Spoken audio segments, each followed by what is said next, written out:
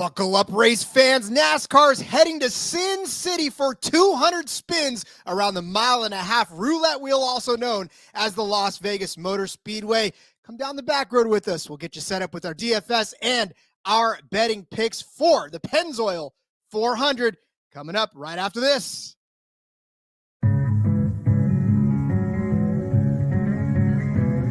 It's a non-points race, but it is a short race. Checkered flag. That's all this race is.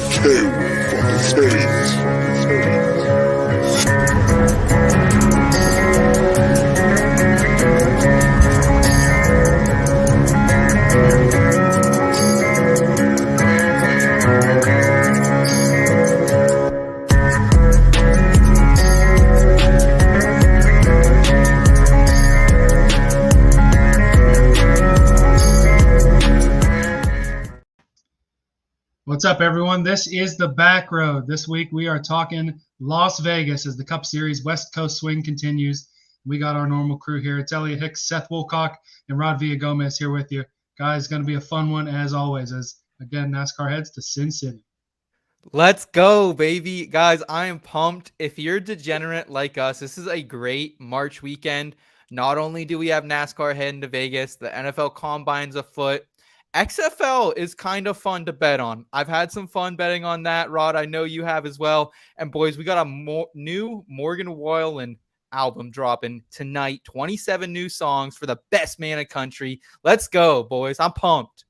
Hey, let's not forget, too, that F1 is kicking off this weekend as well, and Bahrain, IndyCar as well. So we're talking a full slate of everything in the world to enjoy as far as motorsports, and football season never ends, ladies and gentlemen. Gotta love it. Oh, yeah, plenty of sports that you can bet on and watch. We're still focused on the NASCAR, though. Let's look back at California last week in the Rearview.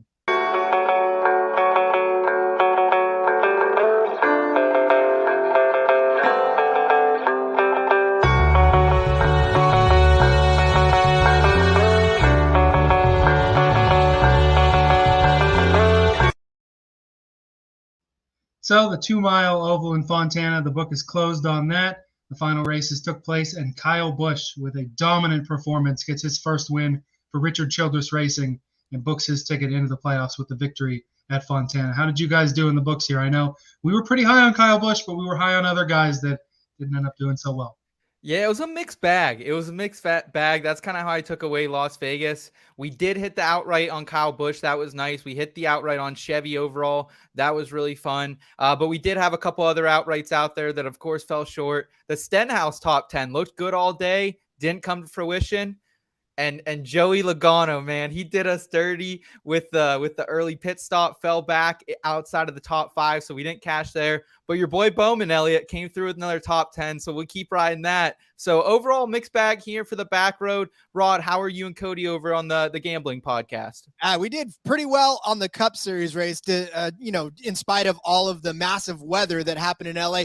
Yeah. When the hell does it snow in Los Angeles? That's what I want to know. I'm in California, and I didn't even know what the hell was going on at that point.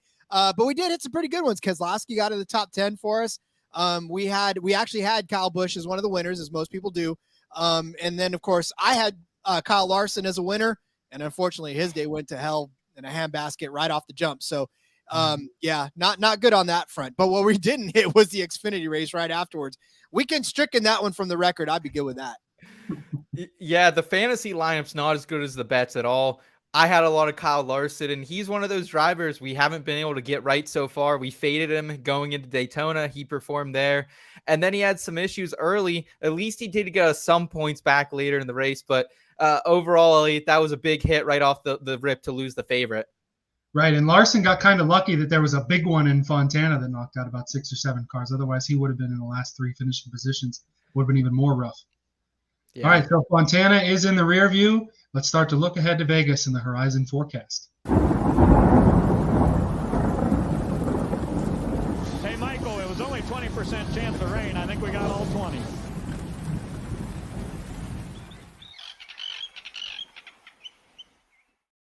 We might have to find some Fontana snow to add to that drop, honestly. I mean, we all love Ray Dunlap, but let's throw a little bit of snow. That's crazy snow. All right, so Las Vegas. 1.5 mile asphalt oval, typical cookie cutter 1.5 here. 20-degree banking in the turns, 9 degrees on the backstretch, 12 degrees in the tri-oval. Your defending winner of the race is Alex Bowman. He and Kyle Larson had that green-white checkered battle after it looked like it was Kyle Busch's race to lose. Thanks to Eric Jones and Bubba Wallace for crashing with 3 to go last year. That turned out to be a pretty fun Sunday for me. But all right, so let's go over some of the data that we considered in our rankings this week, Seth. Yeah, so recent performance, we're going to be weighing it now, guys. We have 2 tracks that we can at least look at. You can consider what you want from Los Angeles as well the week prior. And then we're going to comp these 1.5 mile tracks heading into them. I'm really looking the back half of 2022, though, because I think those are the cars that we're more used to seeing. Those are the ones that I think are closer to what we have now. Career averages, I'm going to be looking at Texas, Kansas, and, of course, Vegas. And restarts, that's going to be a big part of our formula tonight. Restarts are going to matter. Kyle Busch came over the radio last week, said how hard it was to get around Chastain, had to do it on the restart, and pit stops. So we're going to be considering that type of information here. Rod, anything that I left out that you're weighing in your models as well? I kind of looked at Kansas a little bit too, just as a comp track, how they did at Kansas, and kind of weighed that in there as well. But other than that, yeah, I mean, you pretty much nailed all of it. Now with 2 races under our belts, we've seen all hell break loose, and so yeah, kind of weighing that one pretty heavy too. There we go. Yeah, we got Rod's brother in the chat tonight. We got him back in the chat saying he got here early. Have a good show, guys. Appreciate you being here, Rod's brother. All right, hey, bro, what's up? Let's not keep them waiting. Let's jump right into our tire tiers for the week.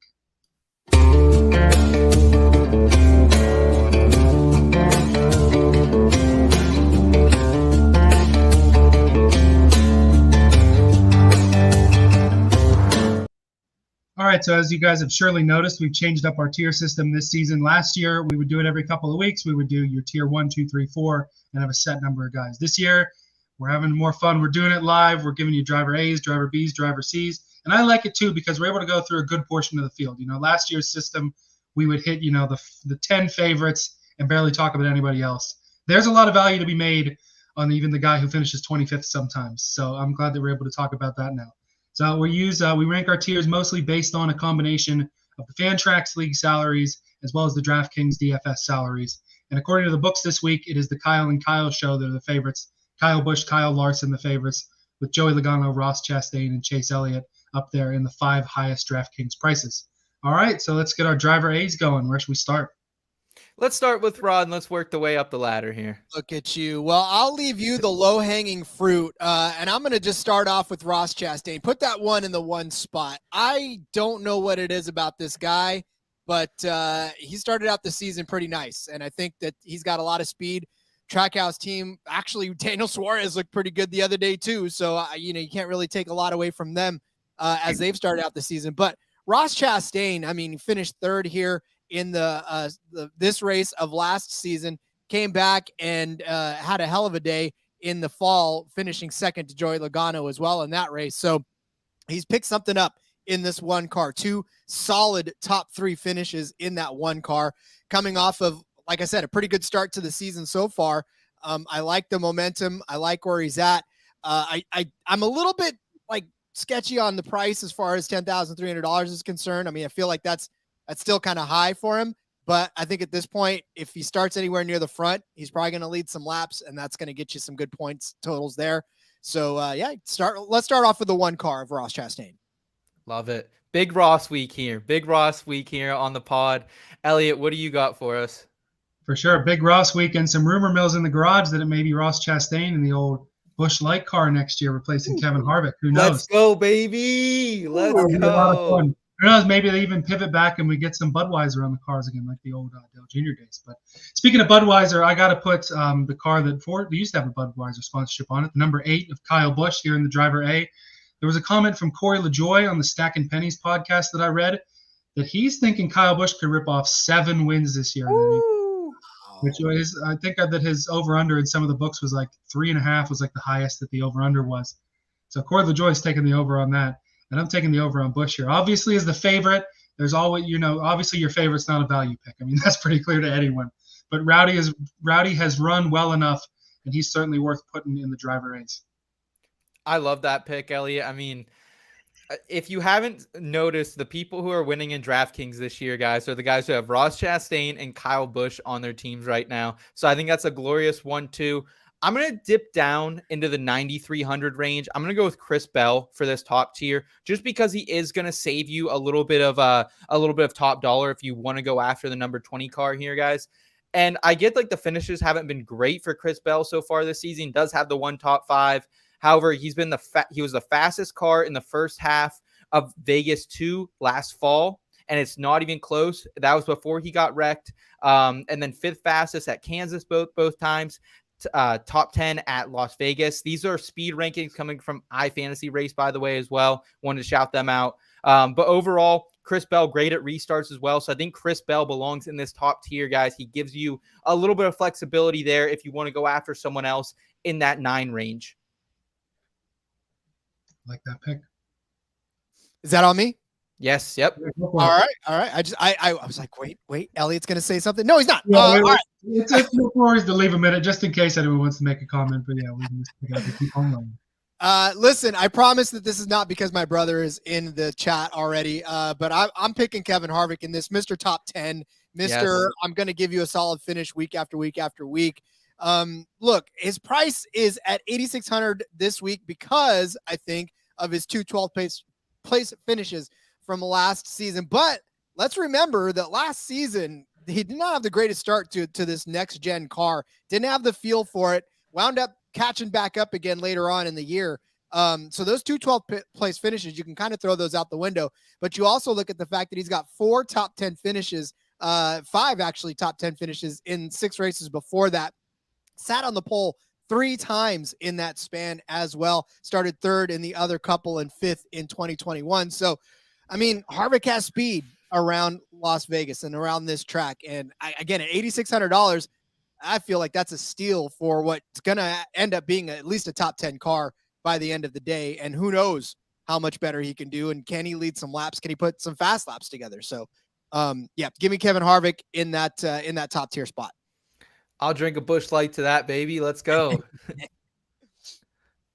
All right, so I am going to throw this guy in tier number A. I'm going to put Chase Elliott as one of the A's. The big discussion a couple of weeks ago was maybe he's going to have a slow start. He hasn't really started all that well. And Gustafson trying to give us a big middle finger for that. They ended up P2 in California last week. We've seen the Hendrick cars run well at Vegas. Obviously, they finished 1st and 2nd last year.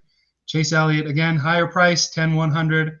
But even being, this is about the lowest I've seen Chase, the 5th highest salary. Normally he's up there in the top 3. So dare I say maybe a couple, in terms of DraftKings salary, a couple hundred, dollars or whatever of value. I like that play, Elliot, quite a bit. And I'm going to do it this week, boys. I am changing my tone on Martin Truex Jr. Come on down, number 19. I see him as a value right now on DraftKings. In my model, he was the one guy. I said, damn it, I got to play Martin Truex Jr. this week, boys. All those comp tracks we talked about, Kansas, Texas, Vegas last season, he was up there in speed ranking. He's been decent so far this season as well, averaging 42 DraftKings points right now as well. 9,500 coming in at the price tag. I would love to pair him and Chris Bell in a lineup that I'm not going to pay up for Kyle Busch or Ross. That's my ideal split here at the top of it, guys. Martin Truex Jr., come on down. I think he's going to have a big week. I'll talk a little bit more about him later as well. I don't see him as much of a value in DraftKings or Fantrax, $23. So he's still in that upper echelon. But in DraftKings, I'm full send, baby. You're going to get a lot of flack from Cody, who still thinks he's retired. I mean, we've tried to change our tune on Martin Truex Jr., but again, it's just difficult to switch gears when you're already hating on him so much. But I like it. Plenty of room on the MTJ train here, guys. It's a 1-week thing, boys. 1 week thing. Just 1 week. All right. Hop on for a week. We'll throw you off at the next stop. You say that, and then it always turns into more. They suck you back in. All right. So listen, I want to put him in the top tier. We've already got a pretty stacked top tier. And that's Denny Hamlin. So maybe we'll put him in the driver B. But he's like B/A in this instance. Maybe like a B+. Yeah, there you go. He's like a B+. There you go. A-. Let's B+. Oh, that works. Yeah. Okay. So obviously Denny Hamlin is good wherever he goes, right? He did have a win here in 2021 in 22 starts. He's got 11 top 10 finishes. Half of the time he's finishing inside the top 10. Average finish here of 12.9. But I look back at what he did last season anyways, altogether. And that, look, he was in the top 10 16 times out of 36 starts. That's still pretty damn good. And he finished off the season ripping off 4 straight top 10 finishes back, and then 2 top 5s in there as well. So he ended the season better than he started. We loved fading Denny Hamlin to start the season. Believe me, We did. We sure as hell did. We flew that banner big time, but we adjusted course and got back on him. And I think you're going to have to get on him again this time. He's at the lower end of that high price echelon at $9,900. Not a good day in Daytona, but find me too many people that did. And then he came back with a pretty good running in Fontana to finish 6th in that wet and wild, crazy race. So I think Denny Hamlin is still a good enough driver to get it done here. And I think he's going to be a pretty good pivot for some of these other guys that you may be taking later on too. All right, so similarly to what Seth just did with Martin Truex Jr., I've got some egg on my face with Brad Keselowski this season, and I think because of his price and how well he's run, I think he fits in the Bs. He's only at 7,700 on DraftKings right now. You know, I've been fading Brad real hard all season, probably more than any other driver, and he has just shown me he is not out of gas in that tank yet. I think that could be a really good value play this week. Could end up back in the top 10 once again. I mean, he's averaging almost 40 DK points, boys. Like, he has been a value all season long. He's another one when I've been getting beat this year in some of these DraftKings tournaments. He's on a lot of those rosters. So, Elliot, I don't blame you for that jump. They've adjusted the price, too, because he was at like 8,800 heading into Daytona. That was too high. 7,700, yes. I feel a lot better about Brad K regardless. Yes, I agree. I'm going to go here with Joey Logano, guys. He screwed me on the top 5 last week, short pin, but I respect the hustle. If we're just looking at average finish at Las Vegas, best for their career, Joey Logano, 7 top 10s, or 7 top 5s, 12 top 10s, 3 wins here overall. And he's still a guy who's coming in and he's averaging over 40 DraftKings points. And he's been top 5 in green flag speed over the last 2 races. So I think Joey Logano has something to offer you here. I don't think I'm paying up for him in a lot of leagues, but I will have him in a lineup here at 10-5 on DraftKings. Yeah, Joey Logano is one of those guys where you always want to count him out until you start reading his stats, and then you're like, oh yeah, okay, I guess I can't overlook him. So, love it. All right, I'm gonna go a little off the board here. I'm gonna put Austin Dillon up there this week for a good play, and I only say this because, right, you know, it's Rowdy's new teammate, right, and these guys have shown together they're pretty powerful, right, and I know that a lot of folks are looking at the old stats for him. In Las Vegas, average finish of 15th in his 15 starts. But he does have like 4 solid finishes in a row, right? He finished 12th in the spring of 2021, 13th in the fall, 11th in the spring of 2022, 10th last time they were out on this track. At $8,100, I find this intriguing because he's been running up front with his new teammate. That 8 car and that 3 car have been in the same vicinity over the last couple of races. And I think whatever it is, maybe Kyle Busch is injected new life into that 3 car by just being on the same team. So I like this. I like his situation. I think he's a good steal at $8,100 and belongs up in the B group this week. That's a good play there. I mean, I think it's going to continue to just send Austin Dillon rising the better that Kyle Busch does as that team starts to grow. All right, I got to do it. I got to put Bowman in the Bs here. You know, he won this race last year. He's at a fairly good price at 8,500. That's not bad, averaging 33 points. There's only 4 drivers who have been top 10 in each of the first 2 races this year, and Bowman's one of them. Ran well at the Clash. You know, consistently on these mile and a halves. Is he going to run up front and lead hundreds of laps every time? No, but you look at that leaderboard, you look at about 8th, 9th, 10th place, and you're going to see that 48 car there. I like that pick, Elliot. I'm going to go Ryan Blaney here, another young driver. And I guess he's a veteran at this point. Like really, we kind of think it's Chase and Ryan as these younger guys, but they are veterans at this point. He has 13 starts here, and he has 8 top 10s. It's consistency. You can pay for Ryan Blaney $9,700, so he's kind of in that Truex, in that Christopher Bell range. I don't like him as much, but he is very good at a lot of these comp tracks. He's very good at Las Vegas. So I think he belongs in this B tier. I'm not going to get too crazy with Ryan Blaney, but he is a B driver to me here at Las Vegas. You're going to have to talk Cody into that, because Ryan Blaney's corner kind of got retired after a couple of rough ones out there for Blaney. That 12 car just cannot catch a break. So still think it's a good play here as well. All right, I'm going to move to Christopher Bell into the C's. I think I can't put him in the B's, but I think I can safely. We already got Chris Bell off the board, bud. Oh, we did in the A's. Holy I shit. did. Sorry, I'm high on Bell this week. That's my bad. I think I was just picking Harvick. That's why I was also all hot and bothered. I know, right? Well, let's throw Suarez into the C's. Yes, sir. Not necessarily a gigantically sexy pick, but I do love the fact that he's $7,600 right now. He's averaging 38 DraftKings points per race in the first 2 races, which is a really freaking good idea. And if we're putting Ross Chastain up front, like I said, right? I mean, I'm not saying that Daniel Suarez and Ross Chastain are going to run together all day long, but we've seen that 99 and the 1 car run together this season. So I don't know what it is about these teammates now sticking together. But Daniel Suarez has seemed to get a little bit of a boost from having the 1 car be good again to start the season. And I think this is going to carry through to Las Vegas. I won't read off a ton of his stats. I won't read off any, because tell you what, it's not sexy and it's not going to make you want to play him. But there's that feeling that you've seen the last couple of races that this Suarez team has gotten it together. So I think he belongs in the C's.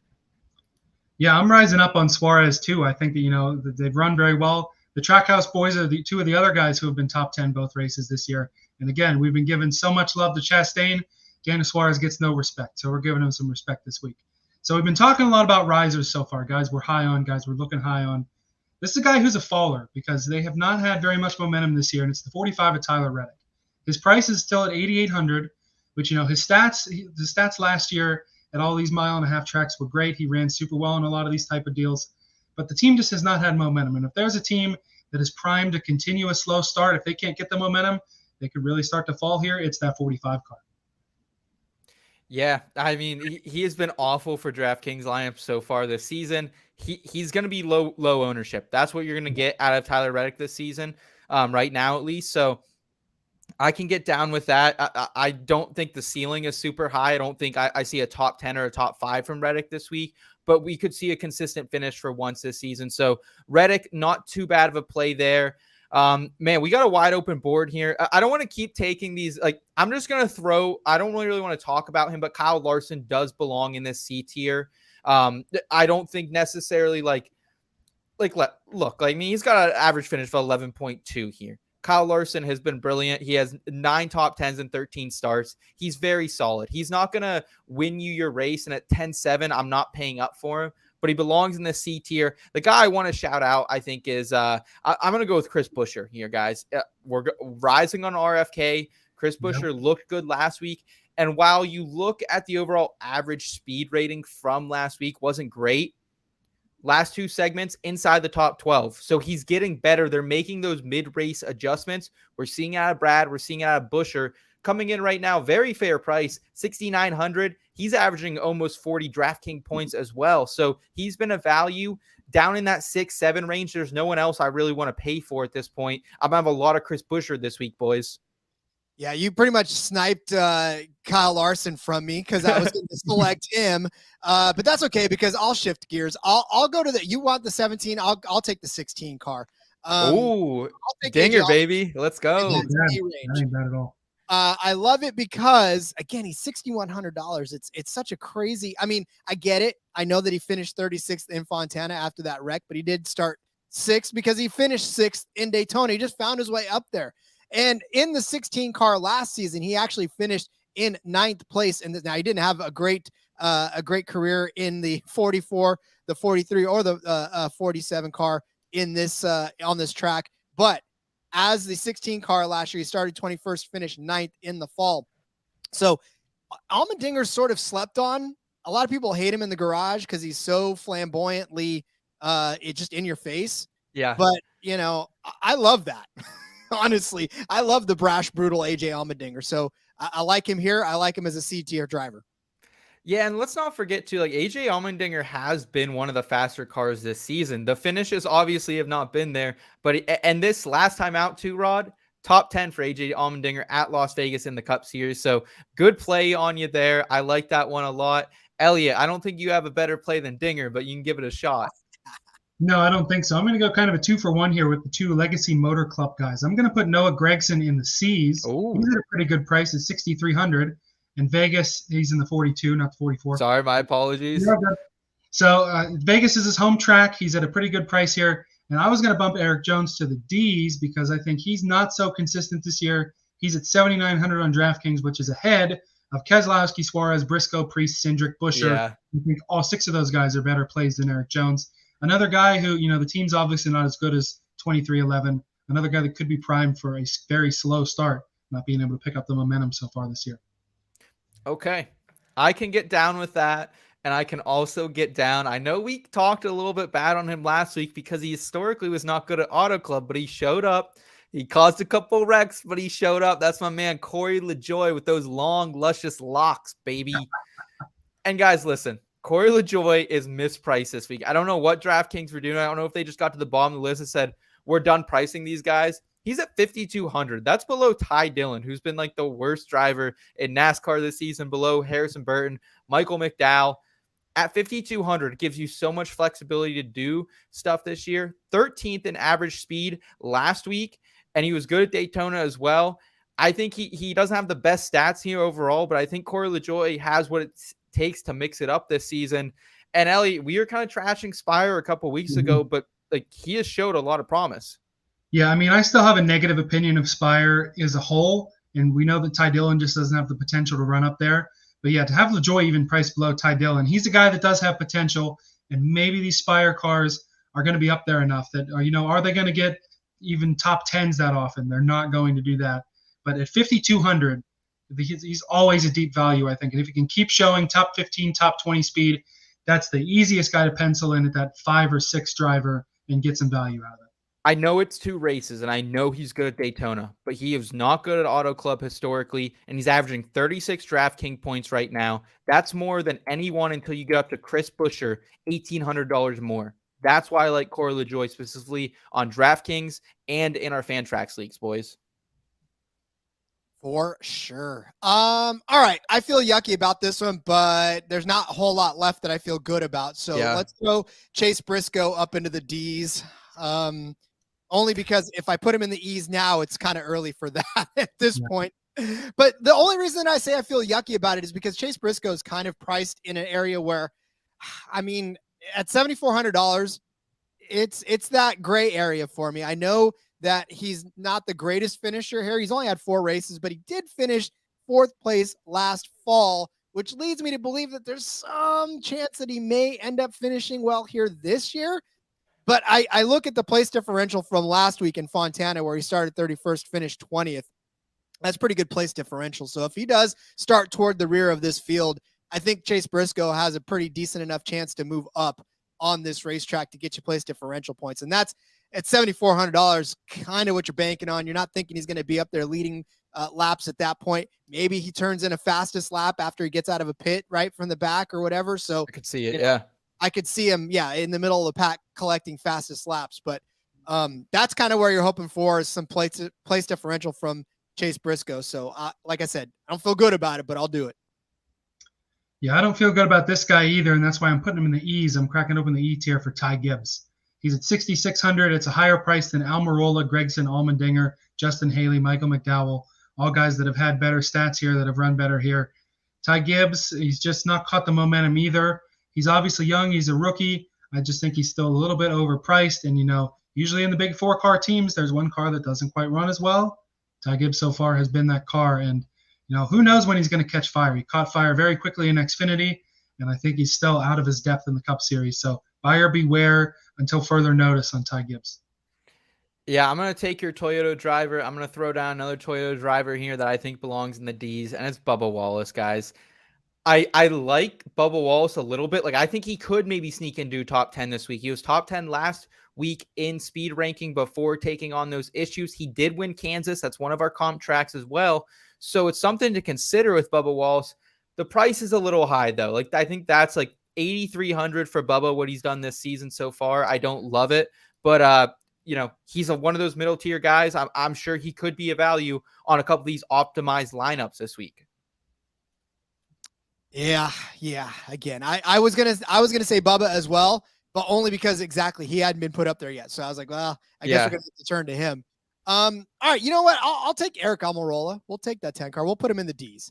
You love Eric Almirola too. I don't know why. I maybe it's because he's on the same team as Harvick. Maybe, I don't know. But look, we talked about place differential, right? And I think this is another area where you're going to get some place differential from a guy like him. And I'm not really all that sold on anything he's done. He did finish 18th here in the fall after 23rd place finish. In the spring, he started 20th, finished 6th. So he's had instances in the last couple of years where he's picked up some spots, some place differential spots. And, a lot of times when you're picking guys like this, you're just hoping that they don't lose you points, really, is what me and Cody usually say about this. So we're just hoping he doesn't lose us spots. At $6,400, it's not bad. You just want him to not hang on to it. Plus, he's ahead of guys like Michael McDowell, Harrison Burton, Ty Dillon, Todd Gilliland, Cody Ware. Like, if I'm going to pick anybody, I'm going to pick Eric Almirola over those guys. So here's a guy, we generally agree Hendrick Motorsports is one of the top 2 or 3 teams in the garage. We've talked about 24 different drivers before bringing up the 24 car, William Byron. And it's not, he hasn't run terribly. He just hasn't run great. We expect Hendrick to be up there week in and week out. And we know Rory's high on William Byron last week. William Byron's not a bad driver. He's at 9,100. That's a little too high for me. Yeah. And we just, Byron, similarly to Bowman, it's the same sort of thing. Some tracks will run better. Sometimes he gets hot. Sometimes he's ice cold. I'm going to put him in the D's. I don't think he's quite bad enough for the E because he's run better. I don't want to stick him and insult him by putting him with Ty Gibbs there. But I think the 24 car in the D's is appropriate this week. Yeah, I think the number 47 is appropriate there too, guys. He hasn't been great. He won Daytona, so that was awesome. He was really solid last week. It just didn't come together at the end. The speed fell off late. He has 6 starts here. He has 3 top 20s. He's going to be a safe guy. I don't think he's going to make your lineup this week like I believed last week, but he does have a top 5 here, so he offers a little bit of upside. 6,800. I'd rather play Chris Buescher this week for $100 more. That's why I'm putting him down in the D tier, but I do think Ricky Stenhouse, if you need someone to dive deep down there in the 6th tier, I think he's okay.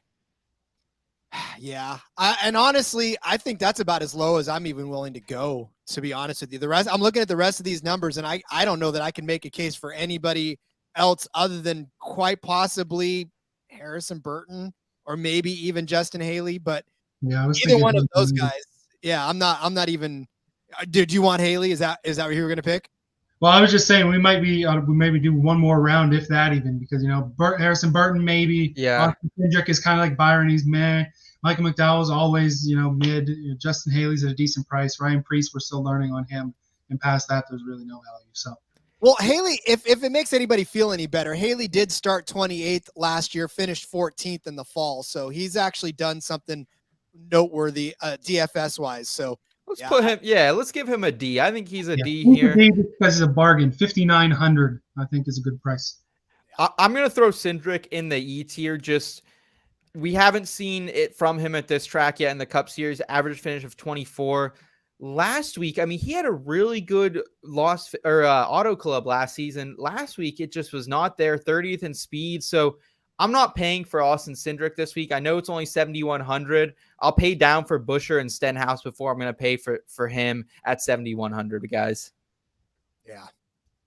I think that about does it though for the tiers. Like, honestly, no respect to any, disrespect to any of these drivers, but I think we've about done it here.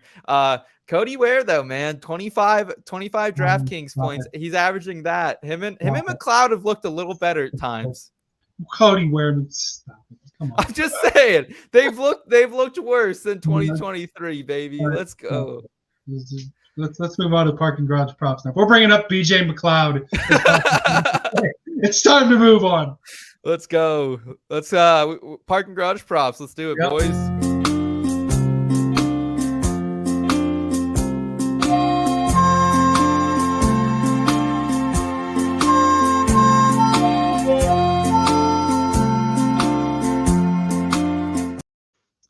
All right, so as usual, we'll start with the outrights here. I see a note here at the top of Parking Garage Props that just says impressions of the books in all caps. Amazing. I loved him, boys. I honestly loved it. There was a lot of variety across it. And there were some of these ones that I was scratching my head. I said, what do the books know that I don't? Because I found a lot of value out there. I have a big card this week. This is my biggest card of the year so far. We have 2 races of real data to look at too. So I'm feeling better. Rod, what was your overall impressions this week? Yeah, I did like how they opened it up a little bit more this time. Obviously, I'm a big fan of the deeper dives into these prop bets, not just necessarily head-to-heads, but I like car winning numbers. I like manufacturers. I like pole winners. I like, because as an F1 bettor, there's so much more to bet on. Double top 10 finishes, double top 6 finishes. So kudos to Caesars for opening it up for just a ton of good bets like that. So gotta love them for that. And then of course, Barstool stepping it up as well. Very, very happy with the selection this week for this race. Barstool, man, they just like if you're betting top 10s and top 5s, Barstool's the place to go for that. Caesars has had really nice matchups, I think, so far this season. I've been digging their matchups if you want a little of these more off the cusp ones. But yeah, overall, I think these books did great, Elliot. Yeah, not bad. All right, so we'll start with some of the outrights that you guys have, right? What do we got? Okay, so here's my advice. Bet on Ross Chastain to win this race, but let's wait a couple days. He's not good at practicing and qualifying, and I think the books are going to drop this price right now. Plus 800 is what he's at, and I think we could get that closer to 1,000 by the time the green flag drops. And this is one that this is the popular pick across the industry this week. That everyone I'm hearing is saying Ross Chastain. And I'm not trying to bandwagon on it, but I'm just trusting my data here. Let's break it down speed ranking. First at Auto Club last week. And then all the other tracks that we're comping. Las Vegas last season, 2nd and 4th in speed ranking. Kansas, 3rd and 9th in speed ranking. Texas, 11th. So very good at all those tracks. Placement this season, 3rd and 2nd here. So I think last year, he was so close to winning this race multiple times. I think he can get it done. What's he done for you this season? Only 2 stage wins, 2 top 10s, most laps led, over 50 of the next driver. Ross Chastain is going to win this race, I believe, but I'm going to wait until closer to Sunday to take it. Yeah, that's all the one that I'm going to pick too, because Ross Chastain at plus 800 right now is crazy. But yeah, you're right. If you can get him at plus 1,000, that's even more insane. So I again, that's spoiler alert. That's probably going to be the one that I give out on my show later on today. So just hang tight on that one. Are you comfortable with? I'll still listen to Rod's pod. Are you comfortable with that plus 800 number, Rod, or do you think there's any chance that shrinks at all? Because I think it could only get better from here on out. Yeah, well, I mean, here's the thing: if you take it now, you're counting on him doing well, like you said, in practice and in qualifying and starting in a good position. So if you are of the ilk that he's going to come out and not do well in all of those stages and that price goes up, then sure. But I mean, I'm saying take him at plus 800 now, because if you do by any chance have a great practice session, a great qualifying session, you may not get him anymore. If he's red hot like he is, then you also have the chance of happening the other way too. Okay. All right. Elliot, anything that you saw in this outright market that you were considering? In terms of the outrights, I don't have any other specific bets. I think that Chastain is a pretty good one. I'd be surprised if it dropped any lower than 800. I think it could go up, but I'm comfortable with the plus 800. There's value to be had there. Okay. Are we interested at all in Kyle Busch to be a repeat winner, Rod? Just about to say that. He's only got one, surprisingly enough, he's only got one win on his home track. But the dude has racked up so many top 5s in a row, right? He's 6th place, 3rd place, 3rd place, 4th place, 3rd place. He's been right there, right? But this 8 car, I don't know what it is, man. It must be drinking some rowdy energy, because it's got some speed in it. And what better way for him to fly the big middle finger at Mr. Gibbs than to win back-to-back races on his home track, right? So we talked about a pissed off Kyle Busch all the time on our show. That's just the way it is. So I'm brought that up on the main broadcast last week. You don't want to piss him off, and he wins the race. Yeah, exactly. And I think he's talented enough to be able to do it again. And he's long overdue for a win on his home track. So I think the odds that you get him at right now, Barstool has him at plus 600, which is not bad. And Yeah. for as much of a favorite as he is, Caesar's the same thing. Although it's weird to see Kyle Larson up there as plus 600 too. It's I don't like that number. No, I don't like that at all either. I think Caesar's like, oh yeah, pencil in Kyle Larson as the top dog every week. Oh, yeah. Keep in mind, Rowdy is doing triple duty this weekend too. He's in his 51 truck in the trucks, in the Colleague number 10 car, and then of course in the 8. I will throw this out as well, and I'm going to talk more about him later. I do have a lot of data on him. It is Daniel Suarez, plus 2,500. If you believe in Ross, even if it's like 1/10 of a unit or something, like I don't mind dropping something on Suarez. He's been really good this season, guys. So let's move into the top 3 and the top 5s and top 10s, the placement props here. I am going to be taking Ross plus 155 on Barstool for a top 5. Suarez, I will be backing for a top 10, plus 115 on Barstool. Want to turn it over to you guys before I go on to any of my other placement props here. What do you got, Elliot? You go ahead, Rob. I got some specials, but I don't have any top 10s on the list here.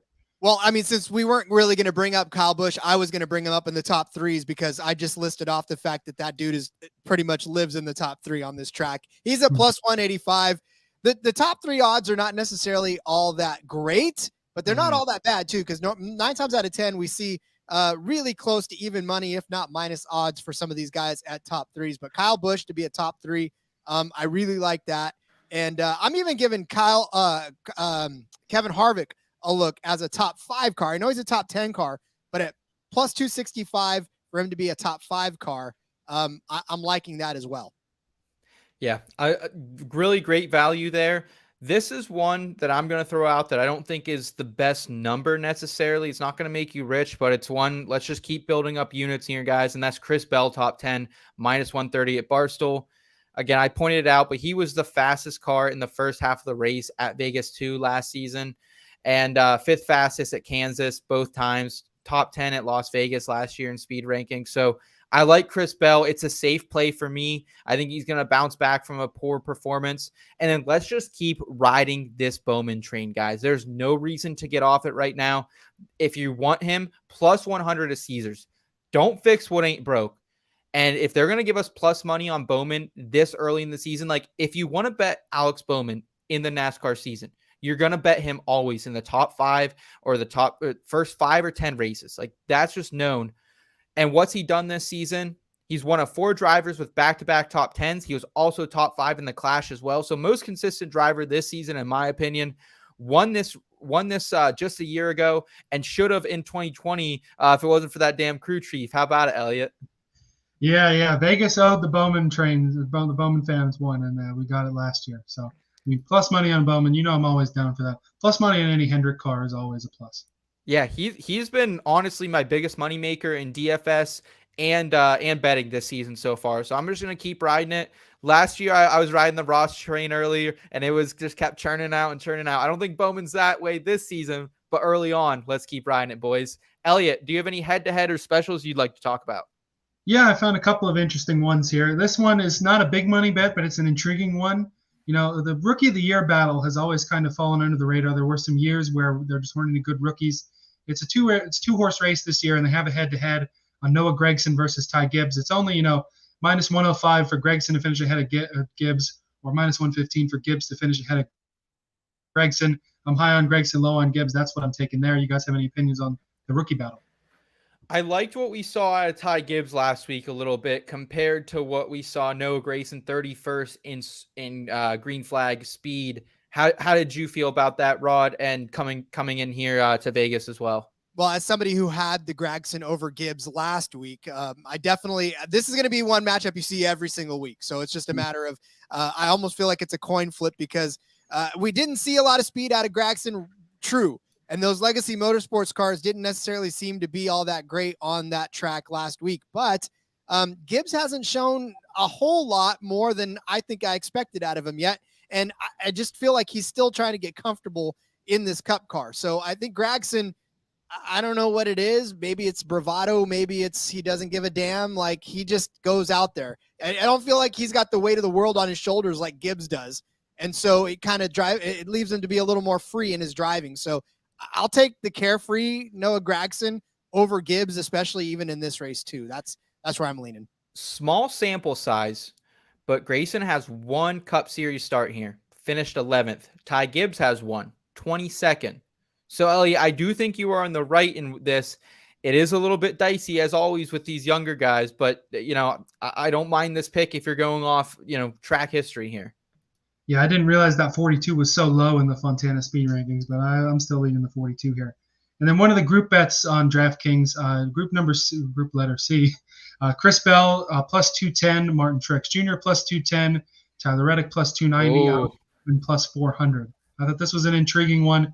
There is some money to be made here. I think you got to keep on the Bowman train here. I was low on Reddick. I think Bell and Truex is kind of a toss-up. Bowman finishing ahead of all those guys is not that unexpected, I feel like. Here's a classic example of taking value, because I do like Bell and I do like Truex this week, but I like Alex Bowman just as much. And to get him at plus 400, Rod, I think that's a little bit of a steal. I think that's a misprice in my opinion. Well, and Bowman is going to be sneaky. I really do think it, and it's funny to look at some of these groupings because you sort of scratch your heads in some cases and say, well, what is this doing here? And I think Bowman's one of those, what is this doing here? And why is he there? So yeah. I love the value on that. Yeah, absolutely. I'm going to throw out my first matchup of the week, and I'm going to dive into a little deep territory here, boys. I'm going to go, and again, this is not a money-making bet, but this is, let's stack these units. Let's continue to build this bankroll this season. I'm going with Corey LaJoie, minus 190 over Ty Dillon, plus 160. It's juice. The line is completely juice, but I'm okay with it. LaJoie has been better, as I mentioned earlier, 13th in average speed ranking last week. He's been solid, and this is more of a fade of Ty Dillon, guys.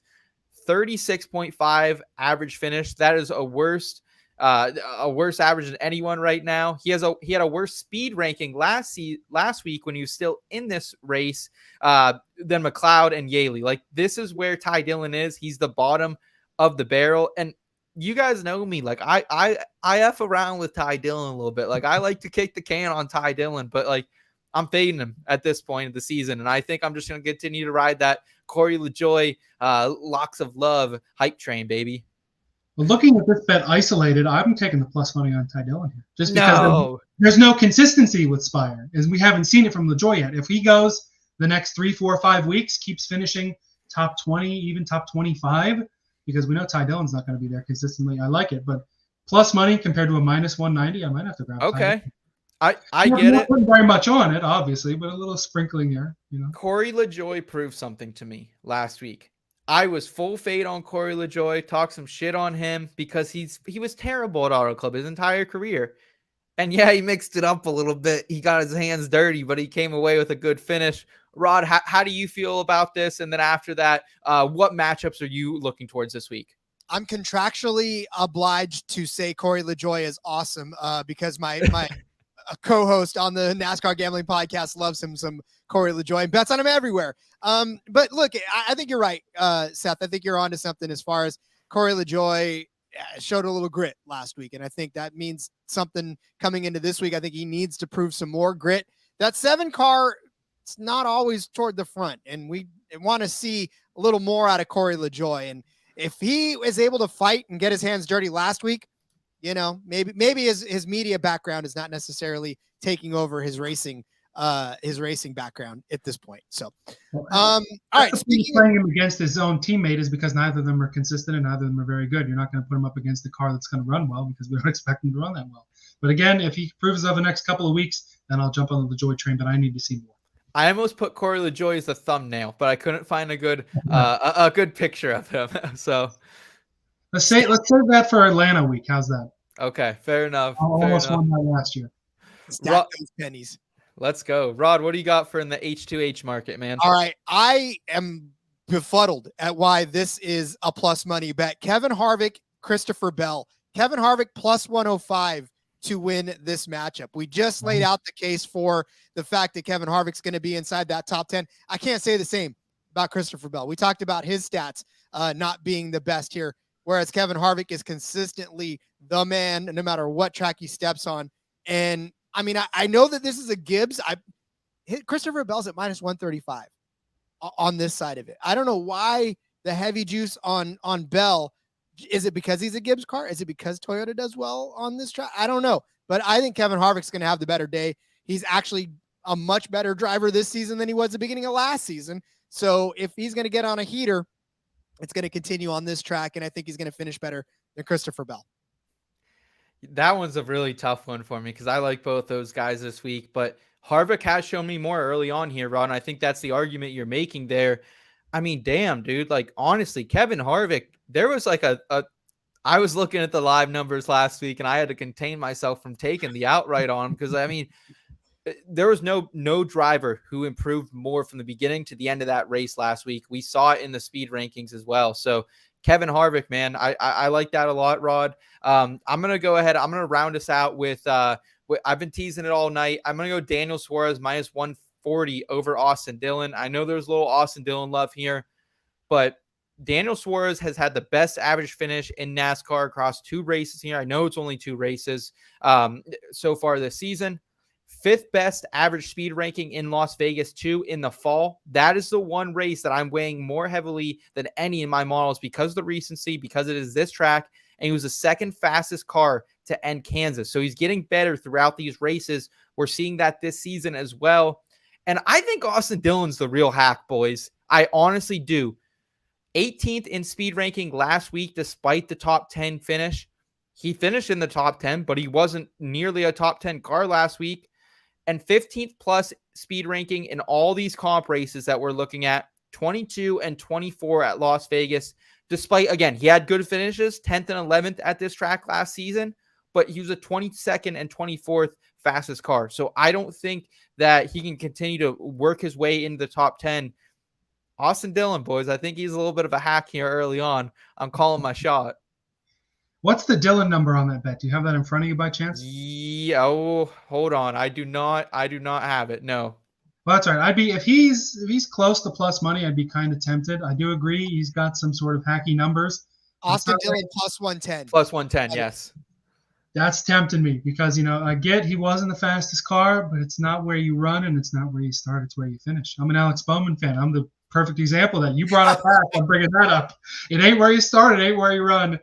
It's where you finish. And if he can be the closer, but to finish 10th when he's got the 22nd best car, I'm interested. We got Rod's brother in the chat saying, LOL, you don't need to earn my love, Rod. Hey, listen, I'm saying I just try to get my brother a nice little smile on his face and maybe some love. I'll take the love, bro. I'll take the love. There you go. There you go. Guys, this has been a lot of fun. I got nothing. Like, I think we put out a really good, if you listen to all of us, like, I think we were similarly high on a lot of the same drivers. This is a week that I'm not going to empty my bankroll, but I'm putting some bets out there. I think it's going to be a big money grab. How are your guys' vibes feeling after hearing all the information tonight? Feeling good. Although I do have one more, if you'll indulge me one. I did not throw this on my official card for the NASCAR Gambling Podcast because I'm sure the listeners of that show are tired of me picking this particular prop. But I'll give it to the Backroad as a special. We'll take a Backroad bonus. Oh yeah, Backroad bonus, baby. I love me some car numbers of race winners. This one I absolutely adore. This is on Barstool. It is under 8.5 at plus 163. What does under 8.5 get you? Well, it gets you Ross Chastain. It gets you Kevin Harvick. It gets you Kyle Larson. It gets you Brad Keselowski. It gets you Corey LaJoie. And more importantly, it gets you Kyle effing Busch. So, I'm just saying, there's a lot of heavy hitters under 8.5 that have the potential to win this race. And at plus 163, please. Getting that at Barstool, Rod? Yes, sir. Okay. Also, I like the odd number. If I'm going to be betting an even odd this week, I do like the odd. I really think this is Ross's week. And I think if it's not him, it's Suarez or one of these. I like the odd as well, but I actually like that a little bit more, Rod. I might be jumping on that as well. What was the odds on that? Plus 163 over there for the under 8.5. Okay. All right. Elliot, what do you got coming down the way that we should be looking forward to, man? Hey, we're just rolling on the back road here. We got the column every 5 weeks, so we still got a couple more weeks for that. That'll be back on here. And hey, just thanks for tuning into the back road. We always have a real good time here. Yeah, Elliot will have his first between bets article out tomorrow as well. So we got Thanks for the reminder, Seth. I will. Yes, thank you for that. Absolutely. And Rod, tell us what you got going on as well, and where people can find you and best support you, my man. Absolutely. Follow me on Twitter at RJ Villagomez. There's a link in the bio to everything I got going on, whether it's here, whether it's the NASCAR Gambling Podcast, whether it's Sportsbook Review, got articles coming out for this race. And then, of course, some F1 as well. They gave me some F1 to talk about. So lots of great stuff going on. But the best way to follow me is on Twitter to find out where I'm popping up next. We appreciate you, Rod. We appreciate you, Elliot. Guys, for us here in Between Media, hit that like button if you lasted this far in the video. We greatly appreciate it. Subscribe to the channel if you aren't already. Backroad rolling every Thursday night. We got 3 series. We got our PGA series, the 19th hole, and of course the In Between Fantasy Football podcast. Those go off on Tuesday. We got video on demand content. We're bringing you the juice this year, baby. Elliot, bring us home, my man. Oh, yeah. Hey, good luck in Vegas. I like our bets, but of course it's going to be a William Byron win, isn't it? Because we in the back where we didn't talk about anybody. So, all right. Thanks for rolling down the back road with us. Good luck with your Vegas bets, and we'll see you next week.